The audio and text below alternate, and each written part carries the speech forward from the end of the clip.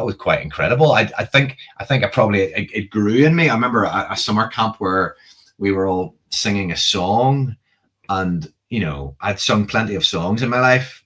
Growing up in an Irish family, you sing plenty of songs, Yep. uh, but for the first time, sitting with a bunch of about 30 lads in a little school hall in Newcastle, County Down, and I thought, do you know what? This is an amazing experience when you actually sing these words to somebody. Yeah. It's like a whole other thing. This is not just singing. This is not like just a crowd of men singing at a football match. This is not just a whole crowd of men or women sitting in a pub feeling good because they're all singing the same thing. This is like, I'm actually feeling something totally different here because I'm actually singing the words for the first time in my life to somebody. And that's making all the difference. That just feels real. It feels incredible. It feels precious. It feels intimate. It feels special. And I just like, and just felt the warmth of that, and felt how, and so for me, that those two moments were when it really clicked in for me that this is like a personal thing, getting to know God, that it wasn't just a theoretical thing, and that there's just deep joy in that, because we, let's face it, life is really hard sometimes. Yep. We've been through some crazy medical stuff these last few years, and the world's been through some crazy stuff, and it's a bit like Mary. There's a story, people would know the Song of Mary. Certainly lots of people from our part of the world, from Ireland, know that would be called the Magnificat. Part of in Luke's gospel in the Bible, when Mary knows that she's going to be the mother of Jesus, and she goes to meet her cousin Elizabeth, and they have a chat, and then it inspires this wonderful song that Mary breaks out and sings, and it's the most incredible, beautiful thing. And she knows there's a deep knowing in her that even though she doesn't know what's going on, this crazy situation where she's being ostracized and sent away from her people because she's pregnant without being married, and also she's like, they're under oppression from the Romans and they're having to move around. There's a lot practically going on there, and then she's being told that she's going to bring up the Messiah, which is like a ridiculous thing for like a teenager to take on board.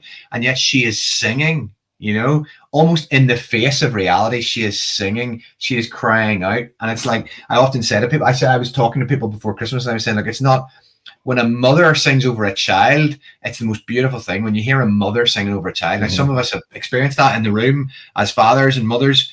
We've seen people singing over a child, or maybe we've been that person singing over a child, or we can even remember a parent singing over it. It's a beautiful thing when a parent sings over a child, but it's not a sort of statistical analysis. It's not a cost benefit analysis of saying, well, generally the good is going to outweigh the bad, and we don't know that in life. We genuinely don't know that. Like, sometimes the bad does outweigh the good in some really shocking situations. Some friends of ours, just an awful situation in Luton, where our friend Lucy just died from a blood clot in her brain before Christmas. Wow. And nobody can explain that or know what's going on with that. But so, like, this idea of singing and crying out, and the joy that comes from connecting with your maker, and connecting with why you're here. It's not a calculation. It's something organic, and it's something that just comes and rises up out of you. And I think I just felt that day. I felt like, this is just like, whoa, this is incredible. That, like, no matter what life throws at you, this connection, this sense of like, I understand who I am. I understand why I'm here. And I'm not always going to get everything right, but boy, am I thankful that I've been made, and I can experience the beauty of this wonderful world, and I can be involved in trying to see it made new. My participation that God wants in seeing this world made new is just a precious, wonderful thing. But it's not like a mother singing over her child. It's not a cost benefit analysis. It's not a calculation. It's something more deep and profound than that. It's a crying out. It's going like, even though cancer is happening, even though COVID is happening, even though there is a bigger, deeper, broader story, and there's something beautiful going on here, even if it at times is painful. And how did you develop your musical skills then from there, and singing and playing in venues? How did that develop for you? It was while we were students, the final days the final years of my medical school days, we just started getting asked to go and play in at events, festivals, clubs, pubs, churches. And so anywhere we were asked, we went. You know, we're young, ambitious, enthusiastic men. Me and my mate Pete Ryan would go out. He was the one who kind of knew what he was doing. I was just, I was just full of ideas. But he, had a PA and had a bit more musical skill than I did. So the two of us did stuff together. Anyway, we were asked, and we learned a lot doing that. We made a lot of mistakes as well, and didn't know what we were doing half the time, but it was an adventure. It was amazing. And we met some amazing people, and some people who I'm still in touch with now to this day.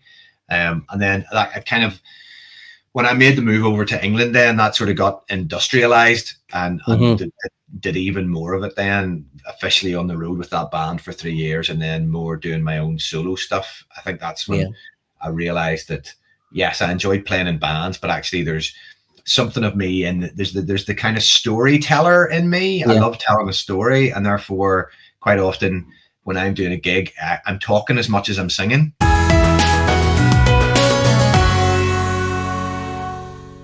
I'm telling the stories of the songs. There's a surprise for an Irishman. Yeah, I know. How surprising is that?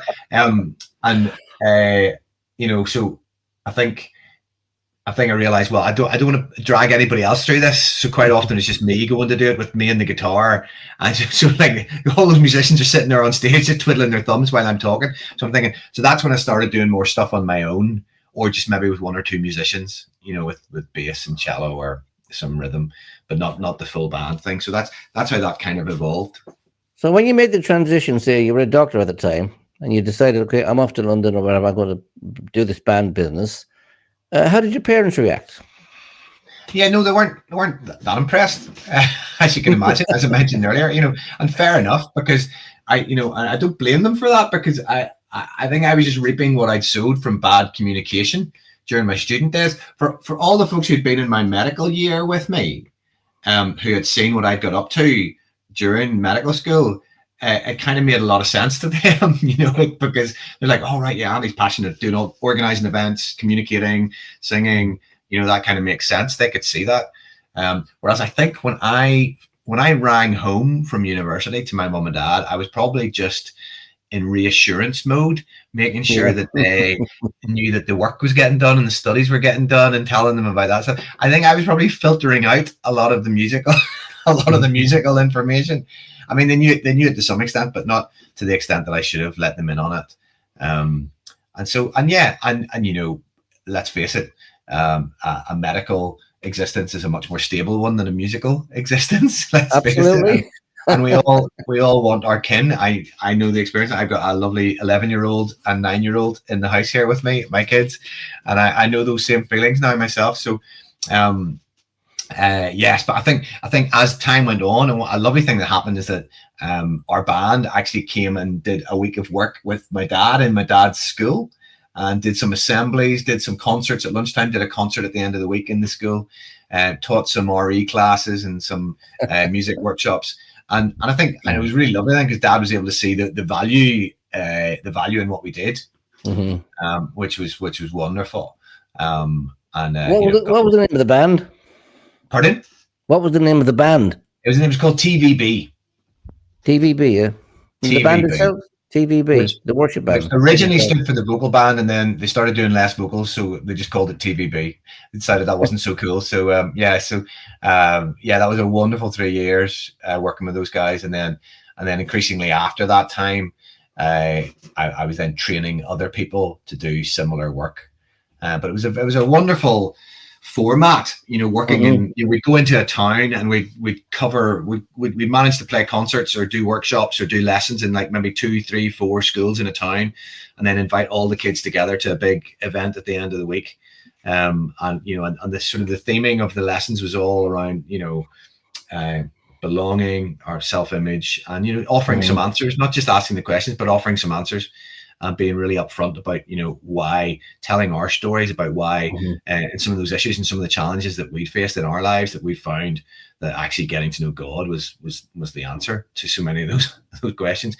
And through that process, so many of those young people that we knew got to know God, and we would work in conjunction with local youth workers. So it wasn't the kind of just a hit and run type thing. We'd arrive, we'd be working with some of the local church youth workers, and then they would actually then pick up once we'd come in and shared the stuff, and people had come to faith, and people had really been, a lot of people were just really quite shocked and struck by the stuff that was shared, and some people had really transformative experiences. It was amazing, the stories we used to. It was the days before email was very prevalent, and so we would get these wonderful letters on the road that would come through to us from these young people who had been really struggling with stuff in and around their self-image, with eating disorders, with bullying, with various things, and and they really experienced incredible transformations because they got to know God.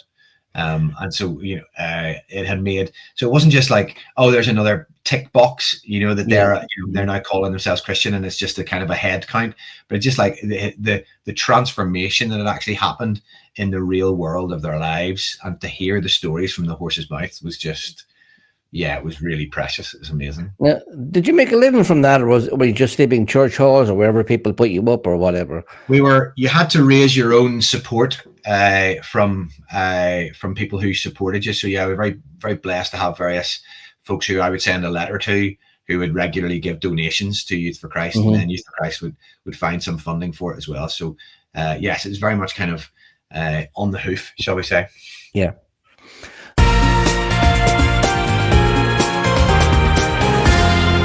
Now, I was going to ask you, of course, the Christian music industry has changed significantly in the past few years.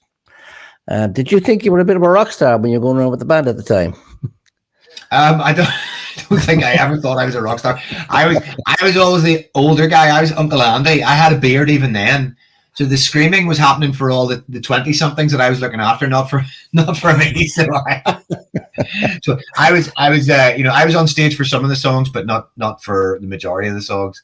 So it was me to be kind of looking after the thing, and then doing the speaking at the end of the evening and that sort of stuff. So I don't think I was under any false impressions. Now, I'm not saying for a second that there wasn't, as a 20-something, there wasn't plenty of ego going on there. And then then when I was doing my solo work as well, there's plenty of ego involved in that. And gosh, and looking back, I really wish there'd been less. You're not immune to that just because you've been a Christian banner over yourself. You suddenly don't make yourself immune to all those challenges, and sadly we see plenty of people who have been involved for good reason, but who get involved in that world, and then the stuff comes off the rails because fame goes to people's heads. And actually, when you talk about the Christian music industry, the same is true in the folk music industry or the classical, and any sort of small little subset of the world, where it's easier to become a big fish in a slightly smaller pond in one of those subsets, and that's certainly true in the world of the church. I think one of my passions in training young people who get involved in music who are Christians is to say, look, actually, don't be tempted by becoming a bigger fish in a smaller pond. I think actually maybe the skills you've been given are designed to go out to the wider world. Do the harder yards of getting your music out there to the wider world, rather than just hiding in the little subculture of the church. It's been a big part of what I'm trying to do, is trying to encourage people to do that. Now, when you look at today's music in the Christian music industry, do you have any regrets or reservations, or does it upset you, or do you think it's going well? What was your opinion of it? I think my sadness, looking at the big picture of Christian music over the course of the last 20, 30 years, is that what I would say there's been an industrialization, what you might call the military worship industrial complex, whereas we had a good spread of people writing music from the heart that were direct songs. You might call them vertical songs in the direction of God, and then also people writing horizontal songs, which are songs designed to communicate at a concert, at a performance, or just in somebody's ears. They are like songs that are designed to communicate, but there's been a real drop away in those sort of songs. Everybody now just is wanting to write worship songs, because that's where you get thousands of people together and you get hundreds of people together, and that, I think, that has created, I get a lot of emails from young men, especially, who are asking me, Andy, how can I get into worship? And I said, well, serve where you are, write songs for your context that describe what's going on in your world and what God's doing in your town or in your church. And then, and offer them and see if people want to sing them. And then I'll get the email back that says, yes, but how do I get into worship? And really what that young 20-something male is asking me is, how can I stand on a stage in front of 1,000 people? Yeah. and we've created a subculture where actually the musicians and the worship leaders are almost like the high priests of that subculture. And we have to be responsible for that and realize that's actually quite dangerous. And I'll never forget going to Chennai in the southeast coast, used to be called Madras, southeast coast of India. We were there with our church, and we were working with a church there called Powerhouse Church, and they did this wonderful welcome ceremony for us, which is wonderful, beautiful, and dancing, tablas, sitars. The men were all wearing these amazing, colorful robes, the ladies in their saris. This incredible ceremony of welcome, and it's beautiful, just so rich. And then they said, okay, right, and now we'd love to worship with you guys. And right at that point, all the saris and the robes were taken off, the tablas and the sitars were dragged off to the side of the stage, and a digital drum kit was dragged out into the middle, and an electric guitar was dragged out into the middle. And for the next 25 minutes we sang British and American songs in English with these lovely Indian Christians. And I remember going up to them at the end of that and saying, that was so kind of you to just put that on for us. That was so welcoming, to do something that was like our thing, for us. So you prepared that. And we're going like, what do you mean? I'm going like, that you did music in our language, and they're going, oh, what? No, that's how we worship. And you're going like, what?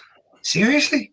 Their own natural indigenous music has been just cast aside, and it's like the new colonialism, just because we've got the resources and the funds to package stuff better and make it sound nicer and make it look better on videos with our snazzy lights and our snazzy staging, and then we just have to be aware of that power that we wield and how that is in a lot of parts of the world, and not just around the world, but also in the UK, is actually trampling indigenous creativity. So people thinking that to do worship well is like, it needs to sound incredible, there need to be flashing lights, there need to be smoke machines, there need to be all this stuff, which the folks that are involved in the industry, don't want to convey that. That's not what they want to convey. But actually the medium is often as important as the message. And so you are getting young people growing up thinking, well, that's how you do it, right? Rather than it actually being about your heart. It's about your communication, it's about your connection with God. And that can be artistic, that can be solo, that can be in a group of 10 people.